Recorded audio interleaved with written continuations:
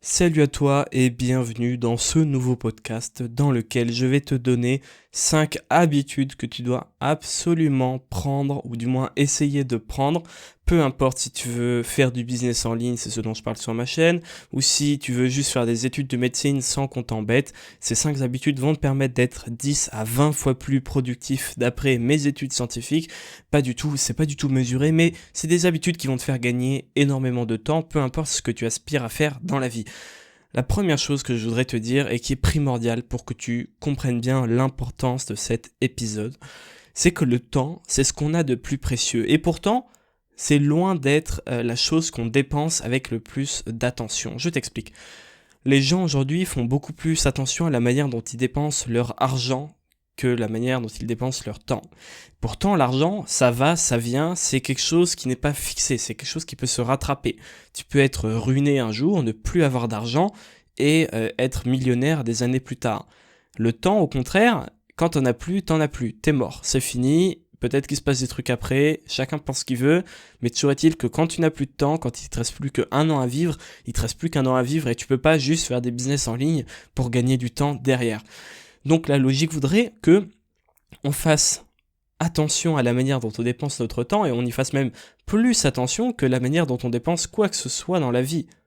Et pourtant, c'est bien l'inverse. Les gens dépensent leur temps n'importe comment, et moi le premier, j'ai gâché énormément de temps pour des choses inutiles, et je suis encore en train de travailler là-dessus, en essayant d'avoir des bonnes habitudes. Et au-delà de ça, savoir économiser ton temps, ça te permet d'être plus productif et de travailler, je sais pas moi au lieu de travailler 4 heures par jour, si j'étais encore plus productif, je pourrais travailler 3 heures par jour par exemple.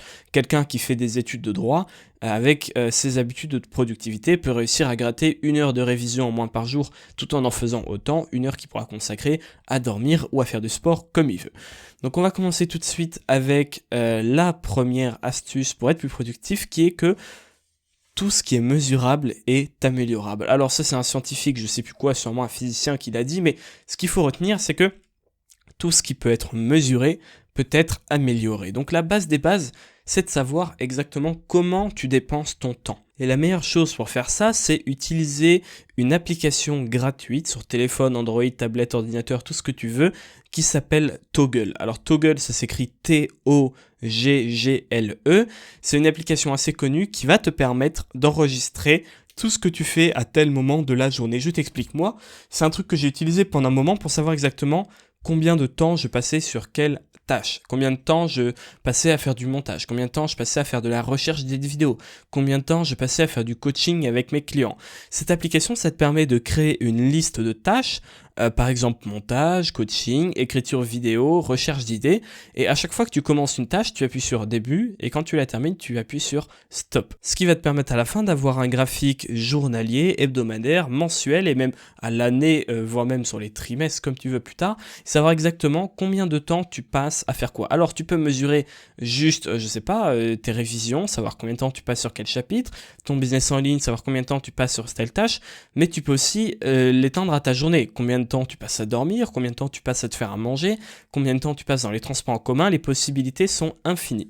Qu'est-ce qui est important dans ça? Le but, c'est pas de passer sa vie à tout mesurer. Moi aujourd'hui, c'est quelque chose que je ne fais plus et que je refais juste de temps en temps, on va dire une semaine. Je le fais sur l'espace d'1 ou 2 semaines, mais espacé de 2-3 mois, tu vois, quand j'ai des habitudes qui ont un peu changé, je travaille sur des nouveaux projets et je sens que j'ai besoin de refaire le point, de savoir où j'en suis.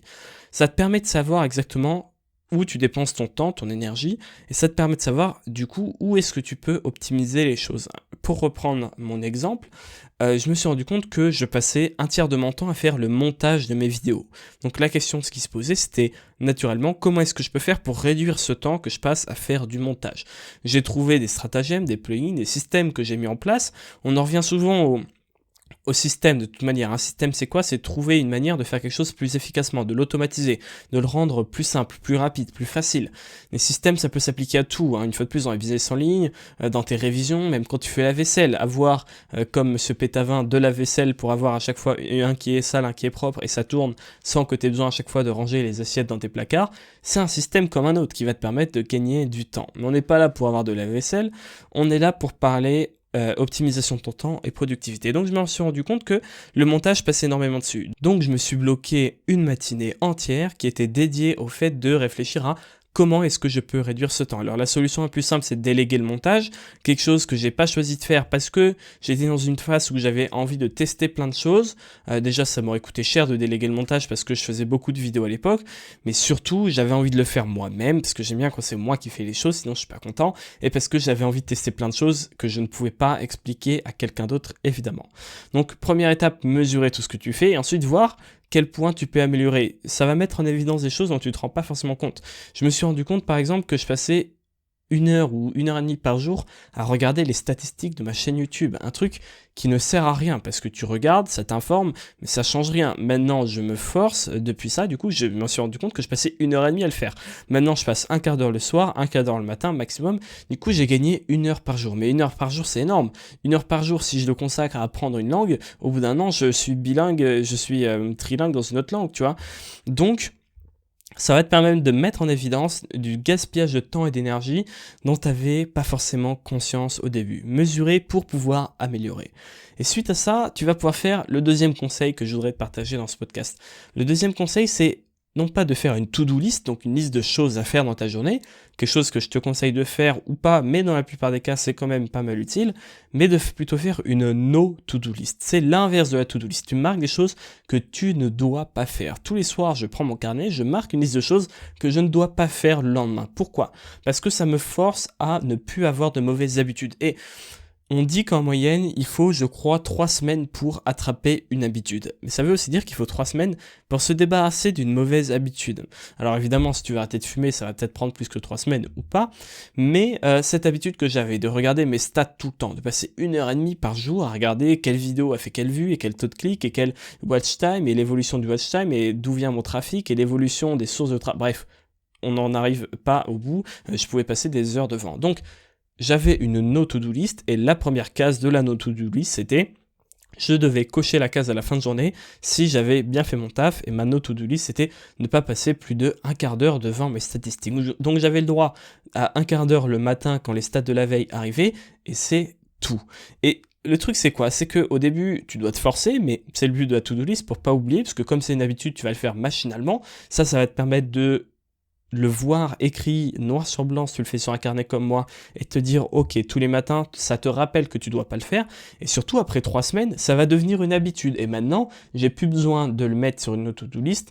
Je n'irai pas de base passer plus de 15-20 minutes devant mes stats. Alors parfois ça m'arrive, mais c'est aussi parce que parfois c'est nécessaire sur ma chaîne YouTube. Prendre le temps d'analyser, si t'as une chaîne, c'est un truc très important, ou un compte Instagram, ou peu importe, un blog, prendre le temps d'analyser ton système pour comprendre ce qui marche, pour comprendre ce que tu pourras améliorer, c'est évidemment important. Donc regarder les stats de ma chaîne, ça fait partie de mon taf. Mais quand je te disais 1 heure et demie, c'était évidemment pas du tout essentiel de faire ça tous les jours. C'est 1 heure et demie par semaine ou toutes les 2 semaines, évidemment. Donc, la to-do list doit être accompagnée d'une no to-do list. Tu peux faire ça sur une seule page. À gauche, ce que tu dois faire, à droite, ce que tu ne dois pas faire. Il en va de même pour les régimes, pour, je sais pas, toutes les choses, les mauvaises habitudes que tu as, tu marques dans la no to-do list. Donc ça, c'est très intéressant. J'en entends quasiment jamais parler et pourtant, elle est aussi efficace que la to-do list. La troisième chose, c'est de te couper de l'actualité, de te couper de la politique. Moi, je sais que j'adore parler politique, j'adore suivre ce qui se passe, mais je sais aussi que ça me pompe un temps et une énergie folle. Si je me tiens au courant de tout ce qui se passe en France, en plus j'habite à l'étranger, donc je dois me rendre, être au courant de ce qui se passe en France, je suis pas forcément, voilà, moi j'ai pas les infos, il faut que j'aille chercher l'information. L'actualité et l'actualité en temps réel, c'est le cancer de pompage d'énergie et de temps, ça te prend beaucoup de temps et ça te prend aussi de l'énergie, ça te prend des ressources cognitives parce que tu vas y penser, tu vois. Moi, quand je vois un truc, tout con, un truc sur Facebook, quelqu'un qui dit ouais, c'est pas normal, machin, qui râle, tu vois, un truc de politique. Même si je sais que ça sert à rien de m'énerver parce que la personne a une opinion, je la respecte, chacun a le droit de penser ce qu'il veut. Ça va me travailler, ça va m'énerver. Quand, si jamais je vois dans l'actualité, en France, manifestation, machin, parce que bon, quand tu regardes les actualités françaises, la moitié du temps c'est des manifs, des trucs qui m'énervent, ça va me prendre du temps déjà, qui sert pas à grand chose, parce que c'est bien de se tenir au courant dans les grandes lignes, mais au final, si je vivais reculé dans la montagne, j'en serais pas plus malheureux, tu vois, ça changerait rien à ma vie de pas savoir ce qui se passe en France, donc ça va me prendre du temps et ça va me prendre de l'énergie, parce que je vais y penser, ça peut parfois même me mettre dans de mauvaise humeur, alors ça dépend des personnes, mais moi je sais que je suis comme ça, donc coupe-toi de l'actualité. Concrètement, comment tu fais ? où est-ce que tu suis l'actualité déjà? Est-ce que si tu regardes la télé, moi j'ai pas de télé chez moi, mais si tu regardes la télé, arrête la télé, tu enlèves la télé de chez toi, comme ça tu pourras plus la regarder. Si tu écoutes l'actualité à la radio, fais en sorte que dès que tu allumes ton autoradio, il y a un CD de musique dedans ou une clé USB, et du coup c'est la musique qui se lance par défaut et pas la radio. Si c'est sur Instagram, tu te désabonnes. Moi je me suis désabonné de tous les trucs, même un mec que j'adore, Hugo Décrypte, que tu connais sûrement, je suis plus abonné sur lui, ni sur Instagram, ni sur YouTube, parce que j'adore ce qu'il fait, je trouve ça formidable. Mais si je suis abonné, je vais le voir dans mon fil d'actualité et je vais voir ça, et je vais voir titre, machin, scandale, machin, je vais cliquer dessus évidemment et je vais perdre mon temps et ça me prend de l'énergie. Donc l'actualité et surtout l'actualité en temps réel, de toute façon, elle est optimisée pour te prendre ton énergie. Je veux dire, les chaînes d'infos en direct, BFM, CNews, etc. Leur but c'est quoi? Leur but c'est d'avoir du temps d'audience, leur but c'est que tu passes un maximum de temps, comme pour tous les réseaux sociaux d'ailleurs, c'est que tu passes un maximum de temps devant l'écran. Donc ils vont tout faire pour te garder en haleine, etc. C'est calculé, il y a des principes de persuasion et des psychologies qui sont employés pour le faire, et ça marche, ils le font, ça marche. Donc le mieux, c'est de ne pas commencer et de se couper de tout ça, parce que c'est bien de se tenir au courant, évidemment. Je dis pas qu'il faut être là, ah bon, Mandela est mort, il faut quand même être au courant de certaines choses, mais c'est pas nécessaire, c'est pas vital.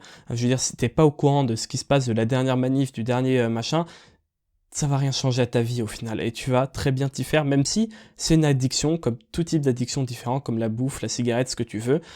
L'actualité, c'est une addiction, mais on peut s'en débarrasser, et crois-moi, ça te fera beaucoup de bien. Moi, ça me fait beaucoup de bien maintenant que je me suis un peu détaché de tout ça, et j'ai beaucoup plus de temps pour mes business en ligne et pour gagner de l'argent. Mais juste avant de passer au conseil suivant, je voudrais te parler du club. Le club, c'est une liste de personnes à qui j'envoie gratuitement tous les jours un contenu sur WhatsApp. C'est une liste WhatsApp de personnes à qui j'envoie un contenu. Le contenu, qu'est-ce que c'est? C'est des fois un vocal, des fois un texte, des fois un schéma, des fois une vidéo, des fois je monte juste ma chambre d'hôtel pour te motiver à travailler, à gagner ta vie sur Internet. Mais ce qu'il faut que tu retiennes, c'est que c'est un groupe de personnes à qui je partage des idées et des conseils autour du business en ligne. Pourquoi est-ce que c'est important? Pourquoi est-ce que c'est, je dirais même, primordial? Aujourd'hui, je vais prendre un exemple tout bête. Quand tu étais à l'école, je sais pas si ça remonte beaucoup ou pas pour toi, mais c'est pas grave. Quand tu étais à l'école, au début, tu découvres un nouveau chapitre en maths. Au début, tu comprends rien, c'est brouillon. Après, tu passes par la phase où tu as l'impression de comprendre, et en fait, non, tu sais, tu comprends parce que tu viens de lire ta leçon, mais 2 heures plus tard, tu as oublié, tu es incapable de refaire l'exercice, tu vois. Cette phase où tu as l'impression de comprendre, mais en fait, tu comprends pas profondément. Et bien avec le business en ligne, c'est la même chose. Si tu veux avoir des résultats, il faut comprendre profondément comment ça marche. Moi, aujourd'hui, j'en suis arrivé à un point où je regarde quelqu'un qui a un business en ligne et je comprends direct pourquoi est-ce qu'il fait ça, pourquoi est-ce qu'il fait tel message, pourquoi est-ce que son axe de communication est comme ci ou comme ça. Je comprends intrinsèquement, profondément comment marche le business en ligne. Et ce qui est intéressant, c'est que si tu rejoins le club, tu auras des news tous les jours, et petit à petit, tu vas t'acclimater et tu vas devenir un peu un expert du business en ligne malgré toi, et en consommant 2, 3 minutes, 4 minutes maximum de contenu par jour, tu vas rentrer dedans, tu vas baigner dans ce milieu-là et tu vas comprendre comment marchent les choses, et tu seras capable, comme je suis capable moi, de monter un business de zéro et de faire de l'argent la première semaine et de réussir à en vivre dans les mois qui suivent. Donc si tu veux faire partie de ces privilégiés, si tu veux faire partie du club, et je t'assure on est très bien, en plus l'avantage c'est que tu peux discuter avec moi, on peut faire des vocaux, on peut faire des messages, tu peux me poser toutes tes questions, j'y répondrai. Si tu veux faire partie de ces gens-là, dans la description, dans les premières lignes normalement, tu trouveras mon numéro de téléphone personnel, donc tu peux m'envoyer un message SMS ou sur WhatsApp et je t'ajouterai au club. Spécifie-moi de m'ajouter au club. Si tu me dis juste hey salut, je saurais pas forcément si tu veux faire partie du club ou pas.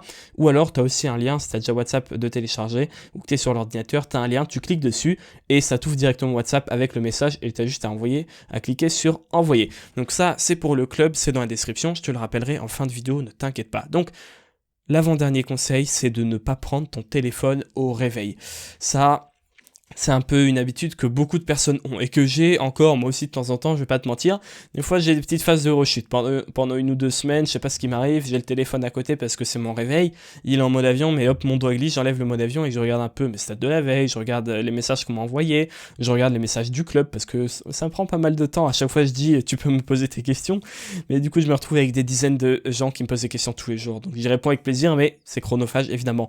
Le problème du téléphone au matin, c'est quoi? C'est que ça te pourrit, ça te coupe toute ton énergie, toute ta créativité. Parce que quand tu te réveilles le matin, si tu veux, ton cerveau il est frais, il est reposé, il n'y a aucune pensée qui vient l'encombrer, tu vois, il est vraiment léger, il est vide, tu vois. Imagine ton cerveau comme une pièce, elle est vide, tu vois. Et donc, tu as la place dedans, tu peux faire ce que tu veux. Tu peux faire toutes les tâches les plus créatives. Le matin, moi, c'est là que je suis le plus créatif. C'est le matin que je rédige mes formations, c'est le matin que j'ai mes bonnes idées, c'est le matin que je réfléchis à comment est-ce que je vais faire telle ou telle chose dans mon business. Et le problème, si tu vas sur Internet, c'est que dès le matin, tu vas être confronté au monde extérieur, tu vas être confronté à la vie des autres, et en plus, tu auras mal aux yeux. Donc ça, c'est quand même dommage. Mais le principal problème, c'est que ça te coupe toute cette énergie, toute cette créativité que tu vas avoir du mal à retrouver parce que tu es dans un état de détente et de relaxation, tu vois, le matin. Sauf si tu es stressé de la vie ou que tu sais que tu vas avoir une journée pourrie. En général, le matin, tu es bien. Et si tu prends ton téléphone, tu vas te faire attaquer. Il y a des gens qui vont rentrer, qui vont cambrioler ton cerveau avec leurs idées négatives, avec leurs opinions dont tu n'as rien à faire. Et ça va vraiment être très néfaste pour ta créativité et pour ta journée. Donc le matin, le téléphone, il y a des études sérieuses. Alors je te mettrai pas de lien dans la description parce que j'en ai pas sous la main, désolé. Mais je sais qu'il y a des études très sérieuses qui ont été faites là-dessus et que j'avais lues.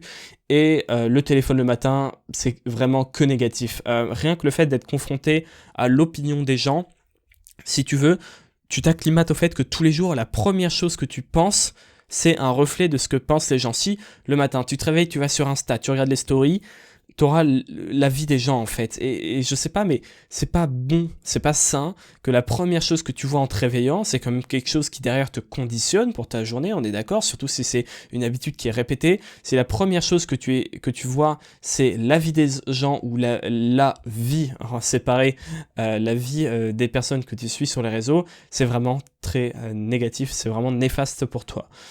La dernière chose, c'est de ne pas dépenser ton temps avec n'importe qui. Aujourd'hui, il y a beaucoup de gens qui veulent te pomper du temps, mais tu vois, moi, quelqu'un qui me demande de prendre une journée, je vois ça comme quelqu'un qui me demande de lui filer 100 balles. Sauf qu'au final, c'est encore pire, parce qu'une journée, ça vaut plus de 100 balles. Parce que, bon, aujourd'hui, peut-être que pour toi, tu préfères que quelqu'un te demande de passer une journée, je sais pas, pour parler de ses problèmes, plutôt que quelqu'un te demande 100 euros. Mais au final, comme je te l'ai dit en début d'épisode, le temps, c'est ce qu'on a de plus précieux. Et moi, depuis que je m'en suis rendu compte, je considère vraiment mon temps comme quelque chose de plus précieux que tout, plus précieux que l'argent. Des fois, je refuse de travailler avec des gens, je refuse des appels, comme je te disais, de personnes qui veulent me payer pour avoir un coaching téléphonique, mais je refuse parce que c'est pas un truc qui m'intéresse et parce que je refuse d'échanger mon temps contre de l'argent. C'est l'avantage du business en ligne. Un business en ligne, c'est en automatique derrière. Moi, j'ai des business auxquels je ne touche plus du tout. Je travaille 1 heure à 2 heures maximum par mois dessus, 1 à 2 heures par mois, et c'est des business qui me rapportent encore plusieurs centaines d'euros par mois. Donc l'avantage du business en ligne, c'est que tu peux arrêter d'échanger ton temps contre de l'argent, comme par exemple dans le salariat, où si tu viens pas travailler, t'es pas payé. D'accord? Le business en ligne, moi je suis parti 3 semaines en vacances, pendant 3 semaines, je continue de gagner de l'argent, tranquille. Donc ne pas dépenser ton temps avec n'importe qui. Et ça rejoint un peu un point dans le business en ligne qui est que les fréquentations que tu as, ça va déterminer les réussites. On dit souvent, oui, on est la somme des 5 ou des 3 personnes qu'on fréquente le plus, je sais pas quoi. Mais c'est vrai, évidemment que c'est vrai. Quand je suis parti en Asie pour rencontrer des entrepreneurs, pour rencontrer les personnes qui m'inspiraient, pour aller à la rencontre des néopreneurs à Bangkok, je sais pas si tu étais, il y a des chances si tu écoutes ça, peut-être que c'était le cas. Quand je suis parti là-bas, c'était aussi pour m'entourer de personnes comme moi, pour m'entourer de personnes qui avaient réussi sur le web. Et à l'époque, j'étais pas encore au niveau où j'en suis aujourd'hui. Je gagnais ma vie sur Internet, mais c'était pas, voilà, c'était un peu, c'était un peu bancal, quoi. On va pas se cacher. J'avais pas encore la chaîne YouTube, etc. Et en changeant mes fréquentations, en choisissant volontairement de dépenser mon temps et mon énergie avec des personnes qui allaient m'apporter en retour, ça m'a grandi, j'ai appris plein de choses et j'ai compris énormément de choses sur le business. Mais d'une manière générale, ton temps, tu ne dois pas le dépenser comme n'importe comment. Tu dois faire plus attention à ton temps qu'à ton argent. L'argent, ça va, ça vient. Le temps, c'est parti. Et moi, j'ai 20 ans, je suis jeune. Donc je pense que je me rends pas encore forcément compte. Mais ferme les yeux et imagine-toi 2 secondes. Quand tu auras 90 ans et qu'on t'annonce, je sais pas, un cancer. Mais bon, t'as 90 ans, normal, il y a bien un moment, on va tous y passer. Et qu'on te dit, t'as plus que 6 mois à vivre. Est-ce qu'à ce moment-là, t'as pas envie de te dire que chaque minute de ta vie, tu l'as dépensée correctement? Moi, c'est bien un truc que j'ai pas envie de me dire, c'est de me retrouver avec plus que 6 mois à vivre, parce qu'il y a forcément un jour où ça arrive, hein, c'est normal, c'est la vie, c'est la nature, et de me dire, merde, ah bah voilà, j'ai plein de sous, mais mon temps, je l'ai dépensé n'importe comment, je regrette. J'aurais pu passer du temps avec ma famille, j'aurais pu passer du temps plus intelligemment. Ça, c'est les choses que j'ai pas envie d'avoir. Les regrets, c'est pire. Ok, dépenser ton temps n'importe comment, avec n'importe qui. Je m'égare un petit peu en fin de podcast, je suis désolé, il est tard, je suis fatigué, mais il faut que tu choisisses les personnes avec qui tu dépenses ton temps. Il y a des gens, tu vas dépenser ton temps avec, tu n'auras rien en retour, et il y a des gens, tu vas dépenser ton temps avec et tu auras énormément de choses en retour, tu vas ressortir plus riche. Donc je vais terminer là-dessus, n'oublie pas de rejoindre le club si ça t'intéresse, mais si tu en es encore là après plus de 20 minutes de podcast, je pense qu'il y a de grandes chances que ça t'intéresse, c'est les premières lignes dans la description. On peut discuter, débattre en commentaire de ce que je viens de dire, ça m'intéresserait énormément. Sur ce, je te dis merci de m'avoir écouté, on se retrouve tout de suite sur WhatsApp et à la prochaine.